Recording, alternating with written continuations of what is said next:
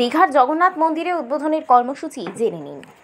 আর হাতে গোনা মাত্র কয়েকটি দিন। অক্ষয় তৃতীয়া উপলক্ষে 30 এপ্রিল সৈকতনগরী দীঘায় জগন্নাথ মন্দিরের শুভ সূচনা হবে। এই জগন্নাথ মন্দির তৈরি হয়েছে পুরীর জগন্নাথ ধামের আদলে। এই মন্দিরের উচ্চতা 200 ফুট, প্রায় 22 বিঘা জায়গায় এই নির্মিত জগন্নাথ মন্দির। মন্দির তৈরিতে খরচ হয়েছে 200 কোটি টাকা। জেনে নেওয়া যাক উদ্বোধনের দিন কী কী কর্মসূচি রয়েছে। 30টির মতো বাতানুকূল হ্যাঙ্গার থাকবে। ব্লকে ব্লকে এলইডি স্ক্রিন বসানো থাকবে, যার সাহায্যে সরাসরি শুভ অনুষ্ঠানটি দেখতে পাবেন। ম্যান হ্যাঙ্গারে 6000 লোক বসবে। অপর দুটি হ্যাঙ্গারে যথাক্রমে 4000 এবং 2000 লোক বসবে। সাংস্কৃতিক অনুষ্ঠানে উপস্থিত হবেন জিৎ গঙ্গোপাধ্যায়, ডোনা গাঙ্গুলি, শ্রী রাধা বন্দ্যোপাধ্যায়, অদিতি মুন্সি সহ অনেকে। রাস্তার বিভিন্ন জায়গায় পুলিশ ক্যাম্প থাকবে।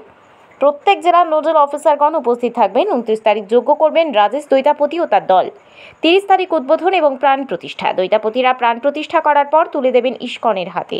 ফায়ার ব্রিগেড ও হেলথের অফিসারগণ উপস্থিত থাকবেন। প্রতিটি হ্যাঙ্গারের সামনে এবং ফাঁকা মাঠে স্ক্রিন বসানো থাকবে, যাতে করে উদ্বোধনী অনুষ্ঠানে ম্যাক্সিমাম লোকের কাছে পৌঁছানো যেতে পারে। সকল নিয়ম নিষ্ঠা পুরী মন্দিরের অনুকরণেই হবে।